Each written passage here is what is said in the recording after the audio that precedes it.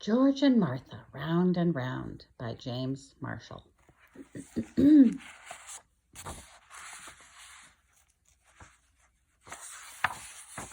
5 stories about the best of friends. Story number 1, The Clock. George gave Martha a present for her birthday. "It's a cuckoo clock," said George. "So I see," said Martha. "It's nice and loud," said George. "So I hear," said Martha. "Do you like it?" asked George. "Oh, yes, indeed," said Martha. But to tell the truth, the cuckoo clock got on Martha's nerves.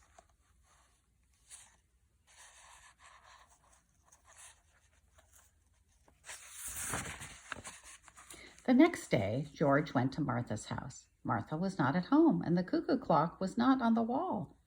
"Maybe she likes it so much she took it with her," said George. Just then he heard a faint cuckoo, cuckoo, cuckoo. To George's surprise, the cuckoo clock was at the bottom of Martha's laundry basket.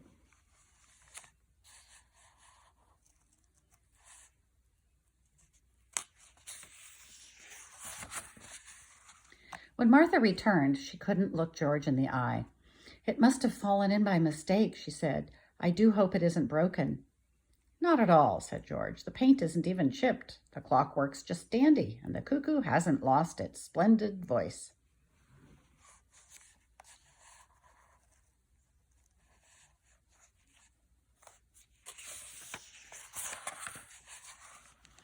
"Would you like to borrow it?" asked Martha. George was delighted. He found just the right spot for it, too. "Wasn't that considerate of Martha to lend me her clock?" thought George. "Cuckoo," said the clock.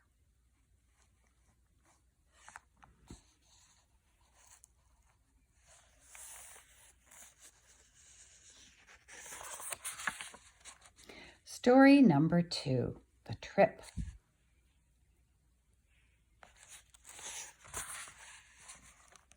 George invited Martha on an ocean cruise. "Is this the boat?" said Martha. "Use your imagination," said George. "I'll try," said Martha. Very soon it was raining cats and dogs. "This is unpleasant," said Martha. "Use your imagination," said George. "Think of it as a thrilling storm at sea." "I'll try," said Martha.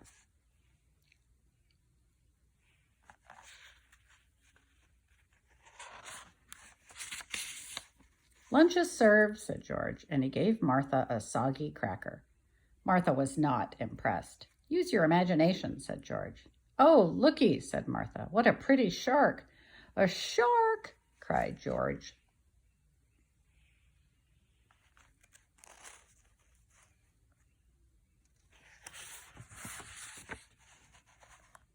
George took a spill. "But where's the shark?" he said. "Really," said Martha, "you must learn to use your imagination."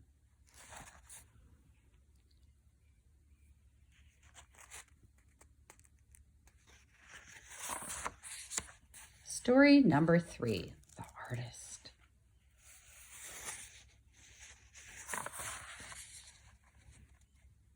George was painting in oils. "That ocean doesn't look right," said Martha. "Add some more blue." "And that sand looks all wrong. Add a bit more yellow." "Please," said George. "Artists don't like interference." But Martha just couldn't help herself. "Those palm trees look funny," she said.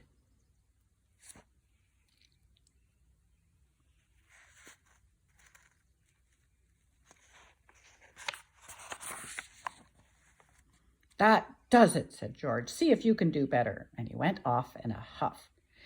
My," said Martha. "Some artists are so touchy." And she began to make a few little improvements.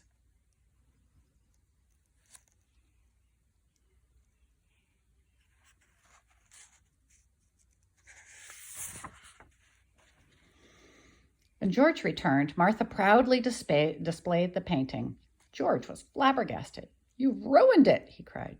"I'm sorry you feel that way," said Martha. "I like it." Martha was one of those artists who aren't a bit touchy.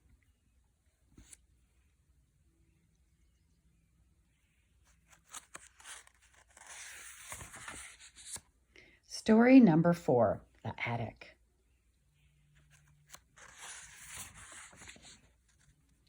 One cold and stormy night, George decided to peek into the attic. Go on up, said Martha. Oh, no, said George. There might be a ghost up there, or a skeleton, or a vampire, or maybe even some werewolves. Ooh, goody, said Martha. Let's investigate.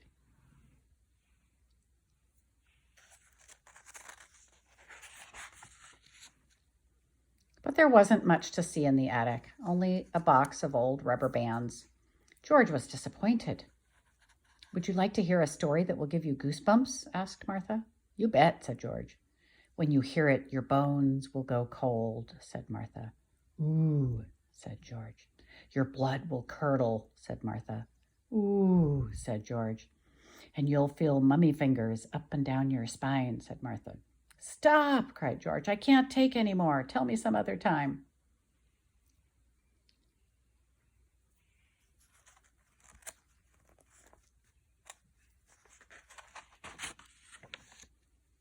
That night, Martha went to bed with the light on. She had a bad case of goosebumps.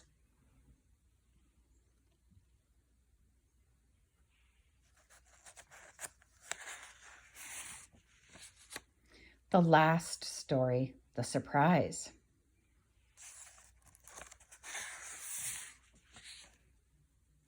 One late summer morning, George had a wicked idea. I shouldn't, he said. I really shouldn't. But he just couldn't help himself. Here comes the rain, he cried. Egads, screamed Martha.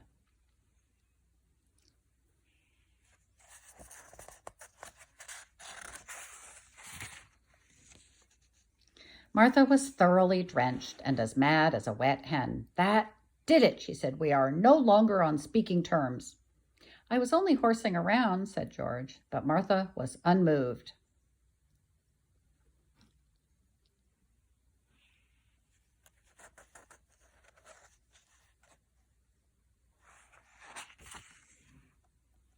The next morning, Martha read a funny story. I can't wait to tell George, she said. Then she remembered that she and George were no longer on speaking terms. Around noon, Martha heard a joke on the radio. George will love this one, she said. But she and George weren't speaking. In the afternoon, Martha observed the first autumn leaf fall to the ground. Autumn is George's favorite season, she said. Another leaf came swirling down. That does it, said Martha.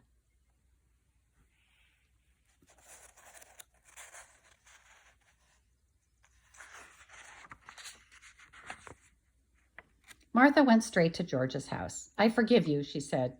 George was delighted to be back on speaking terms. Good friends just can't stay cross for long, said George. You can say that again, said Martha, and together they watched the autumn arrive.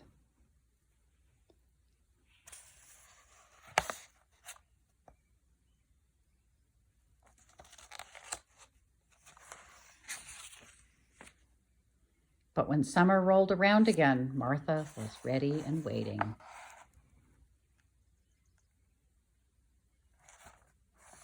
The end.